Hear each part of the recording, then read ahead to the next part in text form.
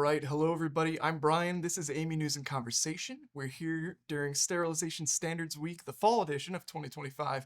And I'm here with Emily Craven, who is a convener for ISO TC 198. That's a technical committee on the international level, working group 2. So, really focused on radiation sterilization. And I know you guys have been working on a big project, a project that as far as I know, is over more than 10 years coming kind of deal. We're going to learn a little bit more about that in a second. But before we dive into all of that, why don't you tell me a little bit about yourself? Sure. Well, like you said, my name's Emily Craven. I'm the convener of Working Group 2 for the sterilization standards. My background has been in radiation physics for most of my career. I started making machine source radiation and then went on to gamma, X-ray. And then for the last 5 years, I've been the director of global sterility assurance at Boston Scientific. Great. And you were at one point also the co-chair for this working group, Yes, that's correct? correct. Yeah. Yeah. And you were working on ISO 11137-2. That's the big project now, That's right? the big project that's going on right now. Yeah. Okay, and this is a revision of a document that hasn't seen a true revision. Now, there have been amendments and other Mhm. things, but it hasn't seen a true revision in over 10 years. Is that right? Yes, that's correct. Yeah. But it's part of a larger strategy that we've had with the group, where we've been looking at the 11137 series of standards as a whole and figuring out an update strategy. So earlier this year, we published 11137-1, which is the overreaching document for radiation sterilization.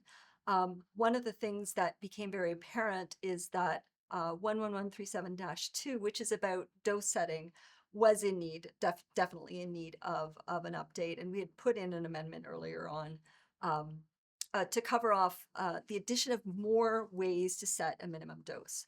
And so with ISO CD 11137-2, what we've done is we've really opened it up to say, what all can we add to this document? How can we make it more usable, Yeah. um, consolidate a lot of information that's out there into one really great standard that will be of incredible value to the industry. So that's really was the driver behind this.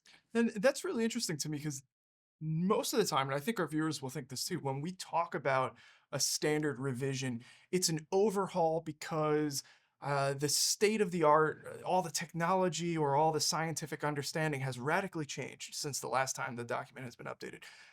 I'm hearing from you that's not the case in this for this one. No, it's a little bit of a different situation, and with credit to AAMI, one of the things that we're doing is we're bringing in the state of the art that AAMI has brought to the table in terms of some of the AAMI TIRs that we're now actually folding into 11137-2. I'd love to hear that. So AAMI TIR 40, for example, is a modification of one of the methods that was already in part 2.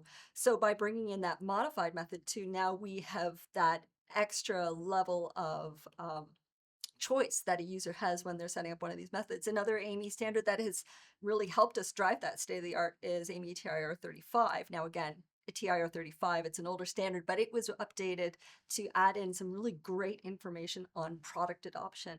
And that information is now making its way into the next revision of 11137 Part 2. So really it is taking the state of the art that has existed in other standards and then folding them into 11137-2. So we like consolidation. That's Yeah. always good, and it's almost a top picks, best Yeah. hits kind of deal. That's really exciting. And at the end of the day, who is this standard really intended for, right? What is its use? I feel like it's on the tin. We're setting our dose settings, but Well, this is anybody who runs a sterilization process or has a medical device that is radiation sterilized. You have to be able to justify, validate, substantiate whatever your minimum dose is. And so this document is the go-to for that. And this is the document that the part 1 of the series points to say, this is where you go. okay, okay. So if you already have part 1, this is somewhat you want to be stepping in to Yeah. check this next document Yeah. out. Excellent. All right. So what are the next steps with your group right now? I know you guys have been doing a lot of work this week. Yeah. Well, this week we're in a bit of a funny situation. So the document, when we originally opened it up for revision, we had a call to the entire ISO community. Tell me what you want in this document. What are the things? We're opening it up. What are the changes that you want to see?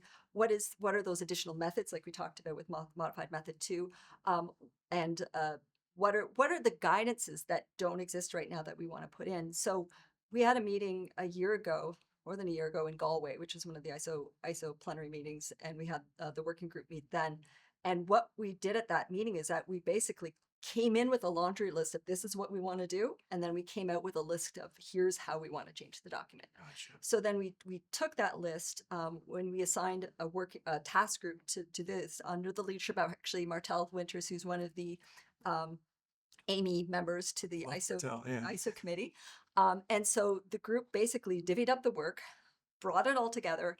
And we were actually going to start with a working draft, and we realized, you know what, we're far enough along. We've got a good enough sense of what we want to do. We've got a really strong team helping to develop the content, Martel bringing it together, that we decided to go straight to CD. So we are right now in the midst of the commenting period. So Okay. I'm very excited. We're going to be reviewing the contents. Well, at AAMI, the comments are due towards the end of September. The ISO comments on the international stage are due middle of October, and then there's an ISO meeting in October where we'll be going over those comments Right. and helping to design what the next DIS will look like. So for any of those stakeholders who are involved in that process, remember those dates that Emily just said. There are deadlines. Mhm. Okay, that's fantastic. No, and I'm excited to see where this next goes. But again, it sounds like this is just we're making it more efficient, we're making it better, and it's something that everybody should be looking forward to. Yeah, and really, I think one of the goals is to make it more of a one-stop shop. Yeah. Right? So here's where you go. You've got all the different dose setting methods, including the ones that came out of ISO 13004, which is another ISO document that started off as an AAMI TIR years ago. It's lovely the evolution that happens. But we're taking all of those dose setting methods, putting them together along with the guidance. Mhm. So we've got a whole slate of new annexes to help, picking your dose setting method. What do you do if you have a dose audit failure, limits of detection, alert and action limits, things like that, to help guide the user, not just on here's the dose setting methods, but here's some information that'll really help you apply that. Yeah. Right. So backup information in case you're making sure this is the correct setting or process that I'm supposed to be pursuing. Yeah, and more about what do you do if something happens that you Oh. don't expect. Right. If I'm Right. left with questions, I can just go straight to the annex. Oh, I love it. So it sounds like there's a lot of change going on, but does that mean it's also going to look different for those who were using the previous version of this document? Well, one of the ways that we're trying to consolidate and make it a bit more usable is that we're taking a lot of the tables that were in previous documents, so both 11137-1 and 13004, and we're truncating them, but we're truncating them in a very thoughtful way. So it's meant to enhance the usability so that you can still find exactly what you're looking for without worrying about, am I looking at the wrong table? Am I looking at the right number? But then to reduce the number of entries in that table to really be practical about what's the difference between 0.01 and 0.02 kilogray? You're not actually going to be able to implement that. So, and what is the difference between 500 CFU culture forming units and 510? So it's really consolidating that, but in a very usable way. Yeah, and this again, we're going back to a lot of this is about usability, like you mentioned. Is all of these changes, is that due to simply the fact that we've had 10 years of people utilizing, adopting the old document? Now we know what worked and what didn't? We want people to think beyond 25 kilogray. Okay. 25 kilogray has been an industry standard, minimum dose that people have chosen to substantiate. What this document does is it opens up a whole bunch of other doses that are now in that main Part 2 standard. So the default doesn't have to be 25 kilogray. It can be 20, it can be 22. It can be whatever's the most appropriate thing for your product, which is really the only thing that matters. Flexibility. You're allowed to think outside the box. Exactly. Okay. Yeah. All right, fantastic. Well, Emily, thank you for sharing this today. It's interesting to see this evolution and what seems to be fundamentally a really important document. And I'm sure there's a bunch of people who are looking forward to seeing the end result. Yeah. Well, myself included. Awesome. Yeah. Thanks again. All right. Thank you very much.